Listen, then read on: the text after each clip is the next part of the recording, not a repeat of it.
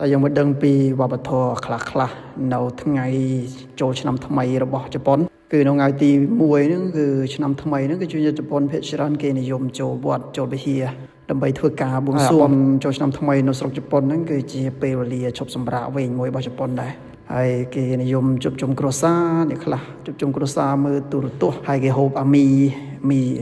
គេហូបសូបាគេជឿថាហូបសូបាហូបកងនៅមានអាយុវែងហើយគេហូបពងត្រីដើម្បីឲ្យមានកូនចៅច្រើនតែប៉ុន្តែខ្ញុំឆ្ងល់ដែរជាជប៉ុនមើលទៅដូចជាអត់សូវនិយមយកកូនច្រើនទេប៉ុន្តែហូបពងត្រីដើម្បីឲ្យមានកូនចៅច្រើនទេអត់សូវយកខ្ញុំយកឆ្លងឆ្នាំក៏បានឆ្លងដែរដោយសារធ្លាក់ទឹកកកមកយកទល់ភ្លឺល្ងាមែនតើដំបូងឡើយថាទៅឆ្លងឆ្នាំនៅវិហារជាមួយគេតែធ្លាក់ទឹកកកពេកស្រួតបានទេដេក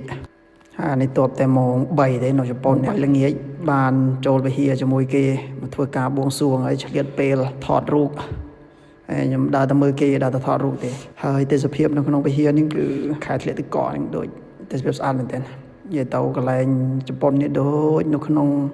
យើងហៅថាដូចនៅក្នុងប្រឡំលោកចឹងហើយមិនត្រឹមតែទេសភាពស្អាតទេជនជាតិជប៉ុនគឺទាំងប្រុសទាំងស្រីគឺស្អាតមែនទែនហើយជនជាតិជប៉ុនគឺបើយើងមើលតាមស្ថិតិដូច60% ជាងគឺអត់កាន់សាសនាទេប៉ុន្តែគឺចូលវិហារគឺច្រើនមែនទែនចូលវិហារមកបួងសួងគឺច្រើនមែនទែនប៉ុន្តែ60% ជាងគឺអត់កាន់សាសនាអីទេហើយគ្នាយើងមួយចំនួនហ្នឹងដូចជាអត់នៅជប៉ុនដែរប៉ុន្តែអ្នកខ្លះអត់ស្គាល់វត្តអត់ស្គាល់វិហារទេអានេះគឺវិហាររបស់សាសនាសិនតូយើងរៀនមីណាណូនេះហុងកូភាគ1គឺយើងបានជួបហើយគេហៅក្នុងភាសាជប៉ុនគេហៅថាជីនចាដែលប្រែមកវិញថាទីសក្ការៈបូជារបស់សាសនាសិនតូអញ្ចឹងហើយវត្តគឺខុសគ្នាវត្តគឺតាមពិតទៅនៅជប៉ុនវត្តនិងវិហារសិនតូគឺស្តៀងគ្នាដែរប៉ុន្តែនៅវត្តគឺមានយើងហៅថាពុទ្ធបដិមារូបសំណាករបស់ព្រះសម្មាសម្ពុទ្ធប៉ុន្តែនៅវិហារជីនចាឬក៏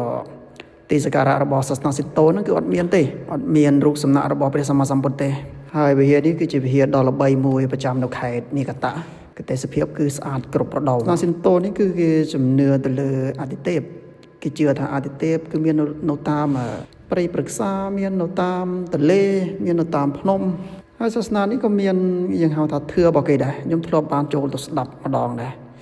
គេសូត្រធឿយើងស្ដាប់អត់បានទេយើងភាសាធម្មតាយើងស្ដាប់មិនបានហ្មងទៅរំដាទៅស្ដាប់ធឿរបស់ជប៉ុនទៀត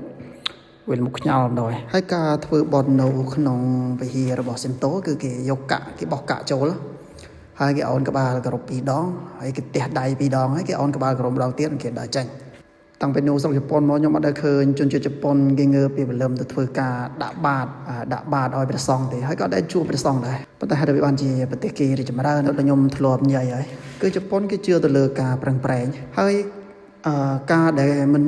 យើងហៅថាបៀតបៀនអ្នកដទៃការដែលមិនចេះយើងហៅថាកេងប្រវ័ញ្ចលើអ្នកដទៃហ្នឹងគឺជាការធ្វើបន់ម្យ៉ាងការធ្វើផ្លូវធ្វើស្ពានការរៀបចំហេដ្ឋារចនាសម្ព័ន្ធប្រទេស